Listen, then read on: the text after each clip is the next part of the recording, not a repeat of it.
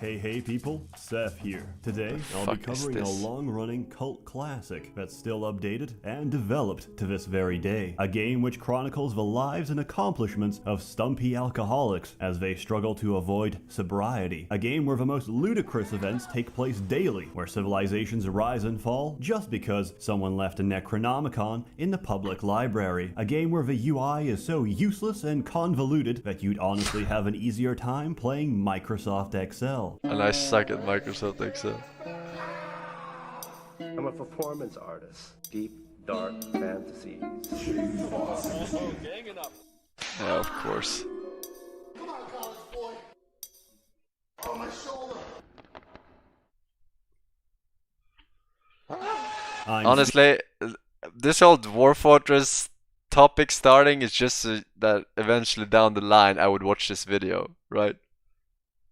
This game fucking sucks. Speaking, of course, about Dwarf Fortress. Dwarf Fortress is less of a game and more of a complex fantasy world simulation made by one guy over 20 years, and probably for the rest of his natural and unnatural lifespan, as we plan to crowdfund Tarn Adams a synthetic body so he can focus on what truly matters. Dwarf Fortress really is one of the greatest autism projects to ever blossom. Fun fact, it's also the hardest game to run on PC. Even an i7 processor chokes and dies the moment you forget to sterilize your cats. If not for the ever-increasing technological demands of Dwarf Fortress, AMD and Intel now would I'm be scared of bankrupt this right now. To even begin playing Dwarf Fortress, you'll need some prescription medication, but more importantly, you'll need a world to play in. So, we create one, we set some parameters, and the game will then calculate 250 fucking years of history for this randomly generated world. And, depending on your computer, this may also take 250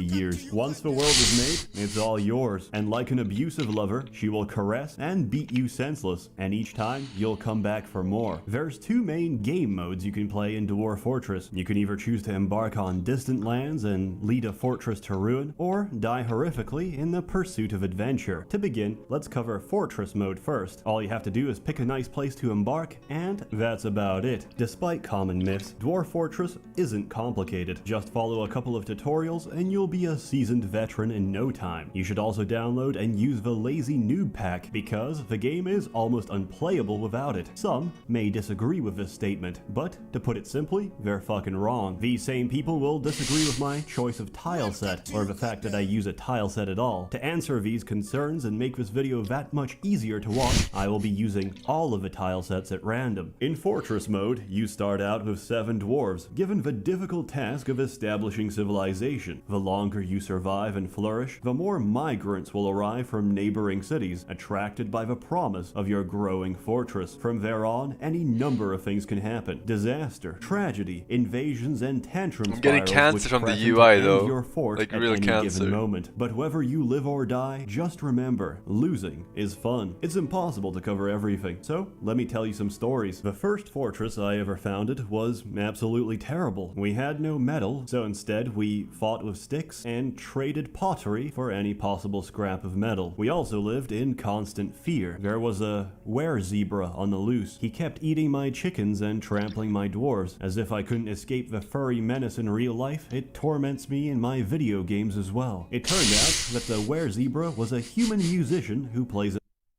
at my tavern, so I let him stay and snap a few chicken necks every month. The place was actually quite successful. 5 years on and no major invasions. What the hell? I asked my friend, who knows Dwarf Fortress, to take a look. He came back shocked and told me, "You're not at war with the goblins." How? I had no idea. My fortress was a place of culture and learning, of drunken revelry and international diplomatic renown. Life proceeded as normal. And then, one day, one of my guests of honor, a legendary human wrestler, had too much to drink and went into a murderous rage. He proceeded to grab a goblin dancer and pulled off her lower jaw. As she was screaming, he began thrashing her with her own jawbone. The situation quickly deteriorated as she retaliated back. My other dwarves, upon seeing that a man was under attack and fearing for his life, used appropriate self-defense to remove the assailant's ability to chew food, launched into a furious brawl. It was a bloodbath that marked the beginning of the race riots. Every goblin in my fortress was slaughtered. For our acts of racial cleansing, the goblins had declared war on us, one we couldn't win, and all because some retard couldn't handle his mushroom wine. Several months later, my fortress was swallowed by the Green Horde. Those who weren't murdered walled themselves off, went crazy and consumed each other. The rest starved to death. Dwarf Fortress, a fun, light-hearted experience for the whole family. My second fortress fared slightly better, until I dug too deep.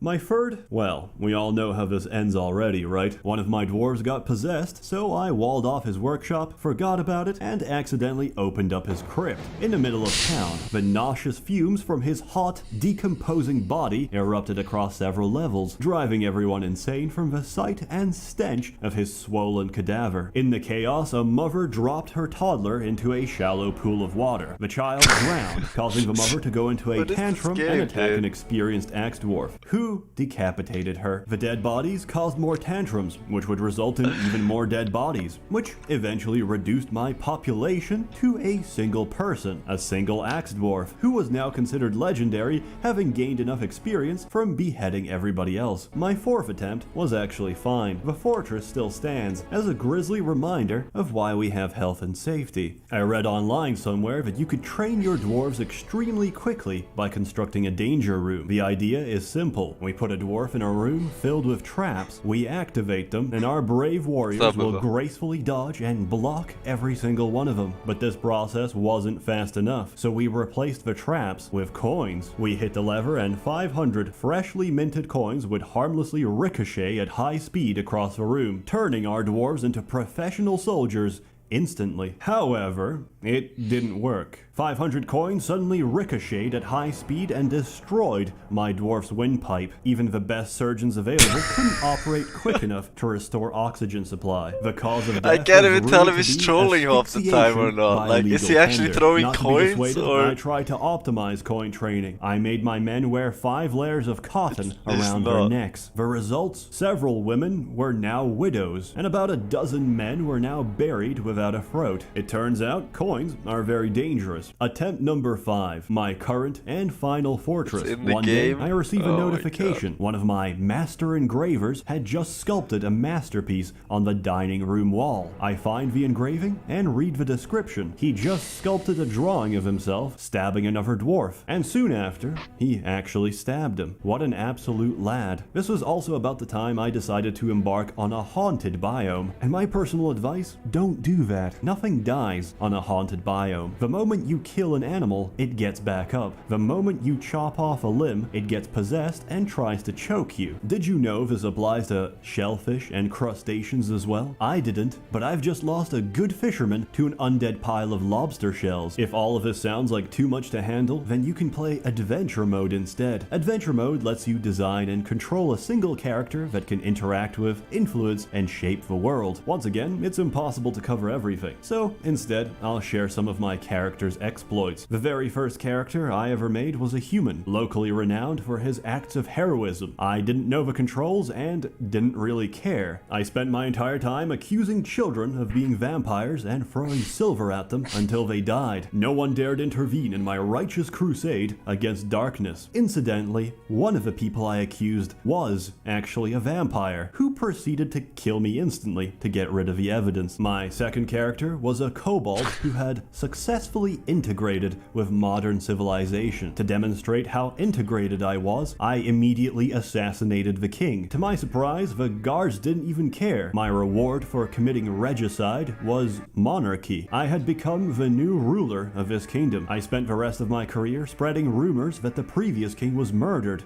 by myself. Everyone refused to believe it and said I, the king, was full of shit. My third character managed to find a really nice book, a book of necromancy, which I generously donated to one of my fortress libraries. After retiring from adventuring and checking up on the place, I was pleasantly surprised to find the place overrun with undead. Then, I got bored and installed some lore-friendly mods. Currently, I'm playing as Vegeta, a local Saiyan prince who accidentally used instant transmission mission to teleport to Hell. There, I learned that the wrestling system in Dwarf Fortress much is shit is in extremely this elaborate, fucking game? allowing Vegeta to choke hold demons while he plucks out their necks. After returning from the underworld, Vegeta spent several hours vomiting on townspeople and indirectly killed a child by doing push-ups. Later that day, an elvish serf refused to yield to the Saiyan prince. He rejected his generous demands for both of his shoes in exchange for his life. Now, I'm not very good at Dragon Ball Z lore, but I don't remember Vegeta being able to make Destructo discs, but who gives a shit? In this mod, he can. So, I decapitated a bunch of elves with energy discs and turned into a giant ape. Then I got drunk and crawled on the floor, stealing people's genitals. In case you haven't figured this out already, Dwarf Fortress is an amazing game. And not only that, it's unique. There's nothing quite like it. It's a sandbox and you make your own fun. And if you get bored of sand, there's a billion mods out there which make the game that much more intricate and entertaining. Sure, it's hard to get into,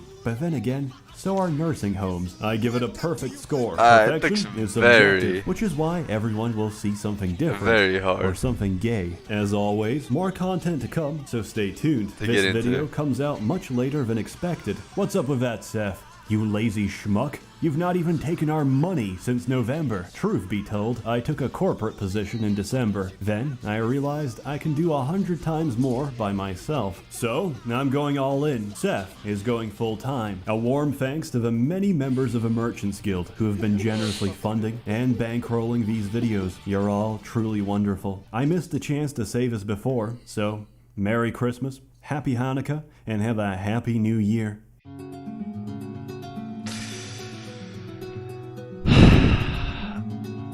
This is like, it seems like it's a lot of fun. It seems so overwhelming. It seems like a Heroes of Might and Magic, but on like super steroid next level shit, right?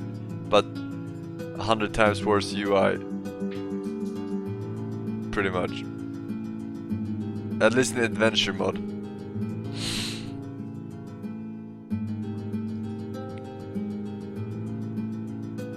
What the fuck is this? This guy seems pretty funny to me.